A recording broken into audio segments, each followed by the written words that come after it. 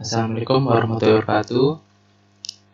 Baik, pada pertemuan keempat perkuliahan struktur perkembangan hewan, kita akan membahas jaringan pada hewan. Oke, pada materi sebelumnya sudah ada jaringan epithel, sedangkan ini jaringan hewan yang pada umumnya. Nah, jaringan itu sendiri adalah sekumpulan sel sejenis yang memiliki bentuk dan struktur yang sama untuk fungsi tertentu. Dalam ilmu biologi, mempelajari khusus tentang jaringan adalah histologi. Jaringan penyusun tubuh hewan maupun manusia dibagi menjadi 5 kelompok. Jaringan embrional, epithel, otot, ikat, dan saraf. Sedangkan jaringan epithel sudah dibahas pada materi sebelumnya. Jaringan embrional adalah jaringan mudah yang sel-selnya senantiasa membelah. Jaringan ini merupakan hasil pembelahan sel zigot pada tahap awal terbentuknya sel zigot. Sel-sel pembentuknya memiliki bentuk yang sama. Namun dalam perkembangan selanjutnya, sel-sel tersebut akan membelah dan mengalami perubahan bentuk maupun fungsi. Proses ini disebut spesialisasi. Hasil spesialisasi ini antara lain lapisan jaringan embrional. Nah, ini tadi sudah dibahas pada materi sebelumnya. Berdasarkan jumlah lapisan embrio, hewan itu dibagi menjadi diploplastik dan triploplastik. Kemudian lapisannya ada lapisan luar, tengah, dan dalam. Oke, kita bahas kembali. Jaringan epithel itu jaringan yang menutupi atau melapisi permukaan tubuh, baik permukaan tubuh sebelah luar maupun sebelah dalam. Fungsi jaringan epithel yaitu melindungi jaringan di bawah dari kerusakan, kemudian mengangkut sel-sel antar jaringan atau rongga yang dibatasinya. Pada saluran pencernaan, jaringan epithelnya dapat mengeluarkan enzim.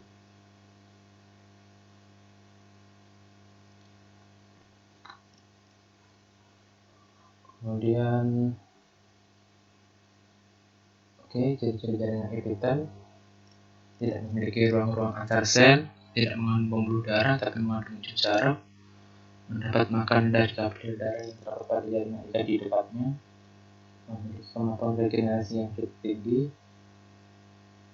Untuk permukaannya bermacam-macam, ada yang bersedia, ada yang memiliki tonjolan, ada juga yang permukaannya diselimuti lendir atau mukosa. Kemudian jenis epithelium berdasarkan letaknya ada epidermis, lapisan luar tubuh, endotelium itu lapisan dalamnya, kemudian mesotelium itu jaringan yang membatasi rongga. Ini jaringan epithelium berdasarkan bentuk dan lapisannya. Ada beberapa, misalnya jaringan epithelium lapis pipis, ciri-cirinya ini bisa dibaca. Ini kemudian jaringan epithelium lapis kubus, jaringan epithelium lapis batang, dan jaringan epithelium berlapis semua.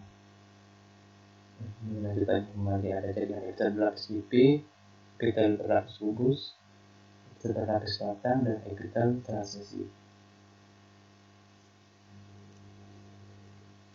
Epithelium berdasarkan struktur dan fungsinya, jaringan epithelium penutup berperan melapisi permukaan tubuh dan jaringan lainnya. Berada pada permukaan tubuh, permukaan organ, lapisan rongga, atau lapisan di sebelah dalam dari saluran yang ada pada tubuh. Kemudian jaringan epithelium kelenjar disusun oleh sel-sel khusus yang mampu menghasilkan sekret dan kertas cair. Berdasarkan cara kelenjar mensekresikan cairannya, kelenjar dibedakan menjadi dua, ada kelenjar eksokrin dan kelenjar endokrin. Kelenjar eksokrin ini merupakan kelenjar yang memiliki saluran pengeluaran untuk menyalurkan hasil sekresinya berupa enzim, keringat, dan air ludah. Berdasarkan sel penyusunnya dibagi dua, yaitu uniseluler, sekuler, dan multiseluler.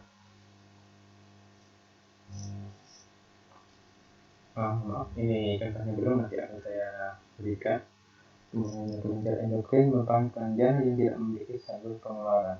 Sekret yang dihasilkan langsung masuk ke pembuluh darah sehingga disebut juga kelenjar itu.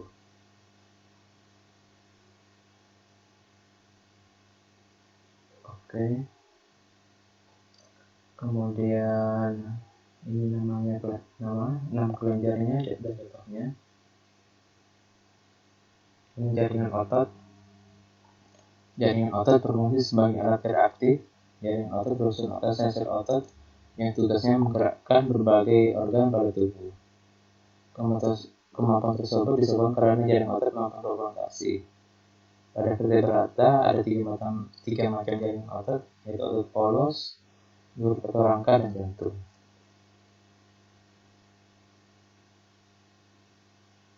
Ini contoh jaringan otot pada hewan.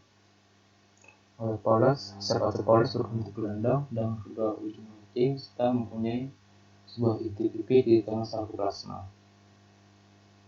Mempunyai persarafan otonom atau bekerja secara tidak sadar.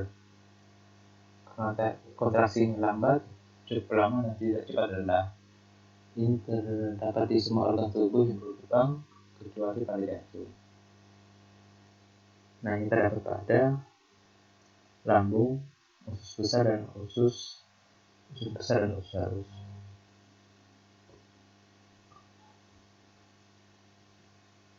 Kemudian otot florik atau otot rangka berbentuk silinder dan memiliki nukleus lebih dari satu yang terletak di tepi sarkoplasma. Otot rangka bekerja di bawah kesadaran atau bekerja di atas kehendak kita sehingga disebut otot volunter. Kontraksinya cepat, kuat, tapi cepat lelah. Terdapat di seluruh rangka tubuh. Ini contohnya otot rangka pada hewan. Kemudian otot jantung, jaringan tersusun dari dua bentuk sindes panjang seperti otot florik bercabang dengan inti di tengah. Reaksinya terhadap rangsang lambat, kontraksinya di bawah kesadaran, kuat dan berirama. Otot jantung yang terdapat pada jantung dan kena capah yang mengikat. Ini jaringan ikat. Jaringan ikat disebut juga jaringan pengikat atau jaringan penyokong. Berfungsi untuk melindungi jaringan dan organ dan mengikat sel-sel untuk membentuk jaringan dan mengikat jaringan untuk membentuk organ. Secara embriologi, jaringan ikat berasal dari lapisan mesoder. Jaringan ikat tersusun pada matrik dan sel penyusun jaringan ikat. Komponen jaringan ikat di antaranya ada fibroblast, yaitu sel berbentuk serat yang berfungsi sebagai pengeluaran protein menyusun matrik. Ada sel adiposa disebut juga sel lemak, fungsinya untuk menyimpan lemak sebagai cadangan energi. Ada sel plasma, terdapat di bawah membran epitelit yang basah. Kemudian ada sel tiang yang berfungsi menghasilkan antibodi dan histamin.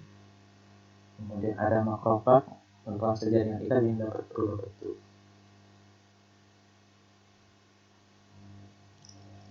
Serabut atau serat penyusun jaringan ikat terdiri dari tiga macam, yaitu serabut kolagen, merupakan serabut yang paling banyak ditemukan dan juga sangat liat dan bulat. Kemudian ada serabut elastik, lebih halus dari serabut kolagen yang disebut elastis. Kemudian serabut retikulum, serabut paling halus dan berjalan seperti jalan. Nah, macam-macam jaringan ikat itu ada 7 macam, yaitu jaringan ikat longgar, berpadat, tulang rawan, tulang darah, limfa atau getah bening, dan kembang. Nah, ini jaringan ikat longgar. Tentang jaringan ikat longgar terdiri dari sebagian besar oleh serat kolagen, retikuler, dan elastin. Memiliki beberapa sel seperti makrofag, sel plasma, sel tiang, dan sel adiposa. Berfungsi sebagai media penyokong, pengisi ruang di antara organ, dan memiliki elemen-elemen dari jaringan yang lain. Selain itu, berperan menyediakan nutrien bagi elemen jaringan lainnya yang disebutnya. Terdapat di bawah fosa, sel penyeraan, pembuluh darah, axon, saraf.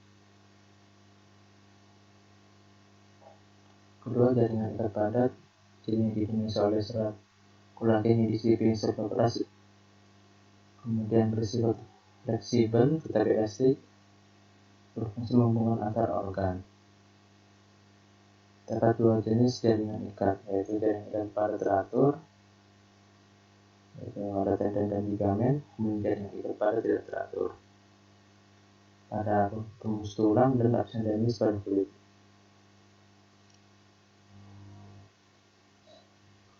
Ketika ini jaringan tulang rawan merupakan spesialisasi dari jaringan itu besar tebal dan matrik yang estes, bersifat kuat dan lentur. Fungsinya adalah kontrolsif tulang rawan yang terdapat di dalam lakuna terdapat di dalam matrik yang menghapus kabel.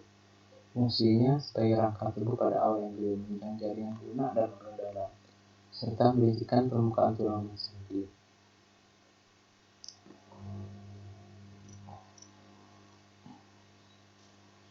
Nah, di sini ada kategori terdiri atas sensor tulang rawan yang terhindar oleh fibrosa tipis dan terkembang pada satu rongga dan matrik. Dan matriknya banyak dan komponen utama sel kondilitin. Jaringan tulang rawan merupakan jaringan yang fleksibel, berfungsinya untuk menyokong rangka pada embrio dan bagian dari rangka hewan atau orang dewasa. Terdiri atas susunan kompleks protein dan karbohidrat disebut kondromatoid. Sel tulang rawan atau kondrosit berfungsi untuk mensintesis matrik. Oke, baca itu ya. Ini macam tulang rawan, ada tulang rawan hialin, longsa berkolagen yang halus, berwarna bening, kebiruan, jernih dan gelap. Terdiri atas serat yang berdaya elastis tinggi.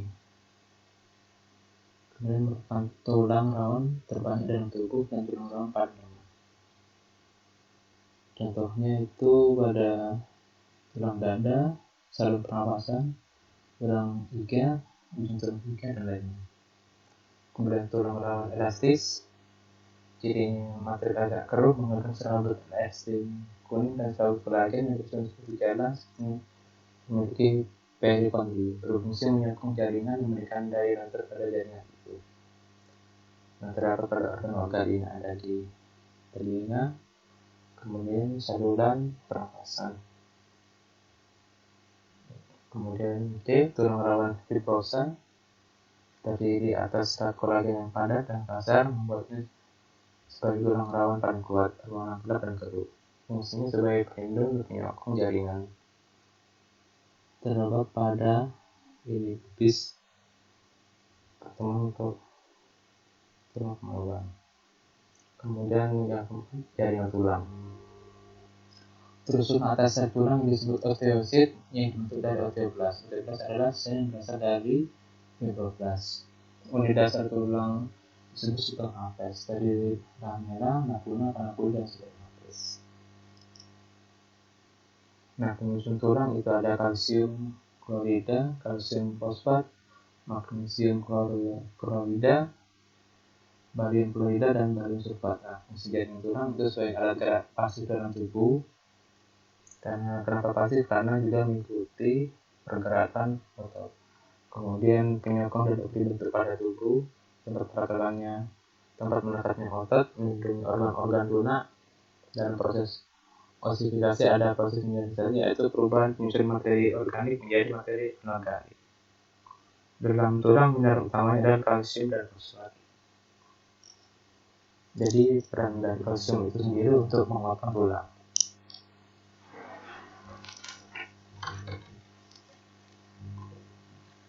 Berdasarkan strukturnya, tulang dibagi menjadi dua kelompok, yaitu jaringan tulang spons, cirinya matrik berongga-rongga, berisi sumsum merah, terdapat pada ujung-ujung tulang pipa, tulang pendek, dan tulang pipi, berfungsi sebagai tempat memproduksi sel darah merah. Kemudian ada jaringan tulang kompak, terdiri atas lapisan semen di bagian paling luar, tulang atau osteosit, matrik, dan saluran hafes. Fungsi tulang kompak adalah sebagai alat gerak pasif, menyokong pelekatan otot dan melindungi organ tubuh.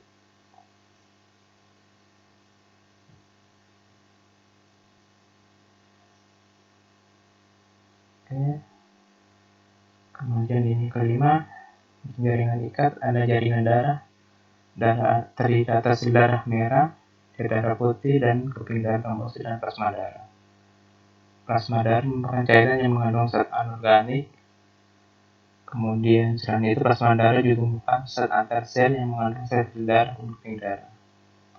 Secara umum sel darah dibentuk dalam sum-sum tulang kecuali dua macam sel darah putih dibentuk dalam kelenjar limpa.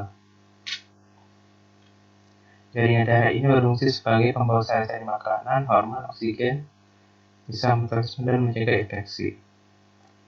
Sel darah yang telah dewasa atau matang masuk ke dalam sistem peredaran darah. Jaringan darah berfungsi ini, sama ya, seperti tadi, membawa sari makanan, hormon, oksigen, sel semak dan mencegah infeksi. Kemudian bagian-bagian darah ada eritrosit warna merah, bentuknya seperti lempengan bikonkau dengan diameter kurang lebih 8 mikrometer, berwarna merah sehingga disebut sel darah merah.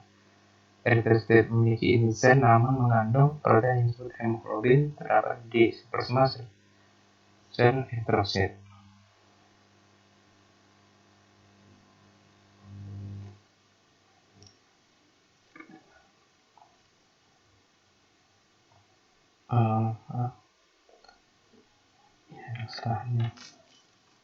Kemudian ke leukosit.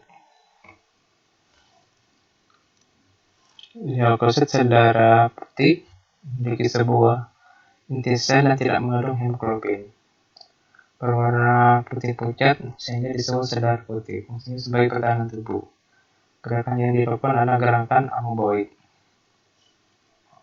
Gerakan amoeboid maksudnya itu jika ada kuman atau benda asing yang masuk dan bertemu dengan sel darah putih, tentu pergerakannya amoeboid atau tidak beraturan dan akan memakan bakteri itu. Kemudian jenis sel darah putih ini ada dua, ada agranulosit dan agranulosit. Agranulosit itu leukosit memiliki protein granula di spermanya, terdiri dari neutrofil, eosinofil, dan basofil. Sedangkan agranulosit leukosit yang tidak memiliki protein granula di sitoplasmanya, terdiri dari limfosit dan monosit. Kemudian yang ketiga, di darah adalah trombosit atau keping darah, berbentuk lempengan dengan diameter antara 2 sampai 4 mikromilimeter. Trombosit memiliki banyak protein granula namun tidak memiliki inti sel. Berfungsinya ini mempercepat pembukaan darah yang kerusakan pada pembuluh dan perbaikan jaringan yang rusak saat terjadi luka itu.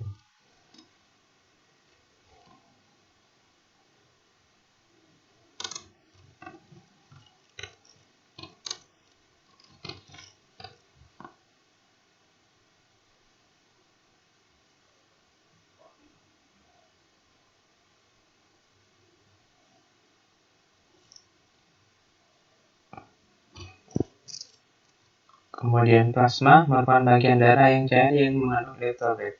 Plasma darah memiliki protein yang disebut protein plasma. Protein plasma terdiri atas albumin, globulin, dan fibrinogen. Plasma darah juga mengandung zat larut seperti zat saripati makanan, hormon, autorom, dan pembekuan darah.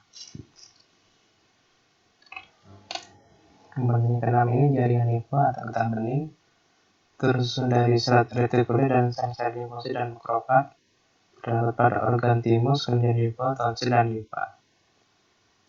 Limfosit cenderung berkelompok. Kelompok limfosit disebut nodules yang bisa kita jumpai di tonsil, limfa, timus, dan seluruh limfa adalah cairan yang dilimpahkan dari jaring-jaringan dan kembali ke aliran darah dengan sel limfosit dan antibodi. Sel limfosit merupakan salah satu jenis sel darah putih dan berfungsi sebagai penghasil antibodi.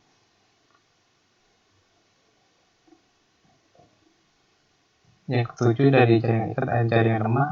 Jaringan lemak berasal dari jaringan sel Merkel, tersusun dari sel-sel lemak yang tidak membentuk serat atau matrik, khusus untuk menimbun atau menyimpan lemak. Nah, jaringan ini terdapat di seluruh bagian tubuh, di bawah kulit, sekitar kesendian, dan sekitar organ dalam. Jaringan lemak berfungsi sebagai bantalan untuk melindungi organ tubuh dari benturan, persediaan jaringan makanan. Terdapat dua jenis jaringan lemak, ada jaringan lemak coklat dan jaringan lemak putih. Kemudian jaringan lemak coklat ini selnya lebih kecil daripada lemak putih. Unit lemak tersebar pada sitoplasma karena sitoplazma tinggi sehingga berwarna coklat. Sering dijumpai pada rodentia dan binatang berfibrinasi. Kemudian jaringan lemak putih, sel terbagi menjadi kelompok sel disebut lobulus. Tiap sel dikelilingi oleh serabut kolagen dan retikular, diameter 200 mikron dan mengandung satu lemak. Kemudian sitoplasmanya tipis dan inti pipi. Oke, sekarang ke jaringan saraf. Jaringan saraf terusan atas sel-sel saraf atau neuron. Jaringan saraf fungsi untuk mengatur dan mengkoordinasi segala aktivitas tubuh. Jaringan saraf terdapat di otak, sumsum tulang belakang, dan di urat saraf. Sel saraf mempunyai kemampuan iritabilitas dan konektivitas. Ada 3 macam sel saraf atau neuron. Ada neuron sensorik, yaitu penerimaan sinyal dari lingkungan untuk dikirim ke saraf pusat. Kemudian neuron motorik mengirimkan sinyal dari saraf pusat ke bagian tubuh lainnya yang menerima sensor pertama itu. Kemudian antara neuron satu dan neuron lain terdapat celah sinapsis. Pada celah ini terdapat neurotransmitter yang bertugas mengirimkan sinyal dari satu neuron ke neuron lain. Kemudian sel neuron terbagi atas beberapa bagian, ada dendrit, interdendrit, penjurulan ke arah luar badan sel yang berperan sebagai penerima sinyal. Kemudian ada badan sel di sini. Ini badan selnya, yaitu bagian utama neuron yang memiliki inti sel. Kemudian ada aksonoid, penjurulan badan sel yang berfungsi mengirimkan sinyal. Pada akson itu terdapat selubung mielin. Itu bagian sel yang membungkus akson. Kemudian selubung mielin ini terdiri atas sel-sel skewan. Ada terminal akson, yaitu tempat bertemunya sel saraf dengan sel saraf lainnya. Pada terminal akson ini terdapat sinap tergabung antara dua terminal akson. Biasanya di sini sinapsis. Kemudian ada neurotransmitter. Oke, ini penjelasan saya tentang materi keempat, jaringan ikat, jaringan otot, dan jaringan saraf. Jika ada yang ingin ditanyakan silahkan. Jika tidak, terima kasih. Assalamualaikum warahmatullahi wabarakatuh.